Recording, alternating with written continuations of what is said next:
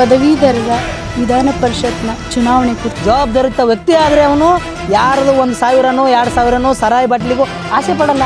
ಆಸೆ ಪಡಲಿಲ್ಲ ಅಂದರೆ ಅವಾಗ ಏನು ಮಾಡ್ತಾನೆ ಅಂದರೆ ಅವನು ಪ್ರಾಮಾಣಿಕ ವ್ಯಕ್ತಿ, ನಿಷ್ಠಾವಂತ ವ್ಯಕ್ತಿ ಅಂಥವ್ರನ್ನ ಆಯ್ಕೆ ಮಾಡ್ತಾನೆ.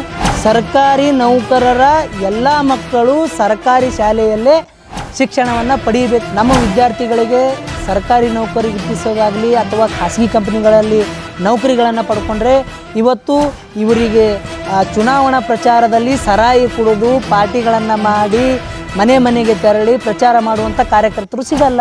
ರಾಜಕೀಯ ಇಚ್ಛಾಶಕ್ತಿ ಇಲ್ಲದಂಥ ನಮ್ಮ ಭಾಗದ ನಾಲಾಯಕ MLA MLC MP ಗಳು ಏನು ಮಾಡ್ತಾ ಇದ್ದಾರೆ, ಇವರನ್ನು ನಾವು ಅಂಧಭಕ್ತರ ಥರ ಇವತ್ತೇನದ ಓಟ್ಗಳನ್ನು ಹಾಕಿ ಇವತ್ತು MLAಗಳನ್ನು ಮಾಡಿದ್ದೀವಿ, ಮಿನಿಸ್ಟರ್ಗಳನ್ನು ಮಾಡಿದ್ದೀವಿ, MLC ಮಾಡಿದ್ದೀವಿ, MP ಮಾಡಿದ್ದೀವಿ.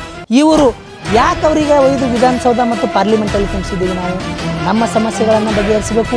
ಈ ಮಂಡಳಿ ರಚನೆ ಆದ್ರಿಂದ ಇಲ್ಲಿ ತನಕ 30,000 ಕೋಟಿ ರೂಪಾಯಿ ಈ ಭಾಗಕ್ಕೆ ಬಂದಿದೆ.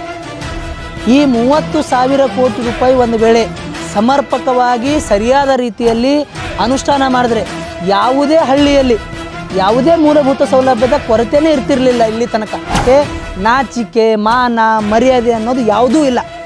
ಯಾಕಿಲ್ಲ ಅಂದರೆ ಅವರು 1 ನಾಲಿಗೆ ಮನುಷ್ಯರಲ್ಲ, 2 ನಾಲಿಗೆ ಮನುಷ್ಯರದಾರ. ಏನು ಹೇಳಿದ್ರು ಇವರು 1 ತಿಂಗಳಲ್ಲಿ ಜೈಲಿಗೆ ಹಾಕ್ತೀವಿ ಇವರನ್ನು ಅಂಥೇಳಿ. ಯಾಕೆ ಹಾಕ್ತಾ ಇಲ್ಲ ಅಂದರೆ ಇವರ ಕಾಂಗ್ರೆಸ್ ಶಾಸಕರುಗಳಿಗೂ ಕೂಡ ಈ ಭ್ರಷ್ಟಾಚಾರದಲ್ಲಿ ಭಾಗಿಯಾಗಿದ್ದಾರೆ. ನಾಳೆ ಏನದ ಈ ಭ್ರಷ್ಟಾಚಾರ ಒಂದು ವೇಳೆ ಬಹಿರಂಗ ಆಯಿತು ಅಂದರೆ ನಮ್ಮ ಕಾಂಗ್ರೆಸ್ MLAಗಳು ಜೈಲಿಗೆ ಹೋಗ್ತಾರೆ, ನಮ್ಮ ಸರ್ಕಾರ ಬೀಳುತ್ತೆ.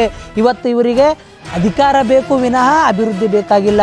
ಇವರು ಪಂಚ ಗ್ಯಾರಂಟಿ ಜೊತೆಗೆ 6ನೇ ಗ್ಯಾರಂಟಿಯನ್ನು ಜಾರಿಗೆ ತರಲಿ. ಇನ್ನೂ ಕಾಯ್ದು ನೋಡೋಣ. ಪ್ರಿಯಾಂಕಾ ಖರ್ಗೆ ಅವರೇ, ಸಿದ್ದರಾಮಯ್ಯನವರೇ, ಯಾವಾಗ ನೀವು ಈ 6ನೇ ಗ್ಯಾರಂಟಿಯನ್ನು ನೆರವೇರಿಸ್ತೀರಾ, ಯಾರ್ಯಾರಿಗೆ ಜೈಲಿಗೆ ಹಾಕಿಸ್ತೀರಾ, ಯಾವ ಭ್ರಷ್ಟಾಚಾರನ ಇವತ್ತು ಸದೆ ಬಡಿತೀರಾ ಅನ್ನೋದು ನೋಡಬೇಕಾಗಿದೆ. SSV ಟಿವಿಯಲ್ಲಿ ಈಶಾನ್ಯ ಪದವೀಧರರ ಚುನಾವಣೆ ನಿಮಿತ್ತ ಸೈಬಣ್ಣ ಜಮಾದಾರ್ ಅವರೊಂದಿಗೆ ಸಂದರ್ಶನ 13/5/2024 ಸಾಯಂಕಾಲ 5 ಗಂಟೆಗೆ SSV ಟಿವಿಯಲ್ಲಿ ಮಾತ್ರ ವೀಕ್ಷಿಸಬಹುದು.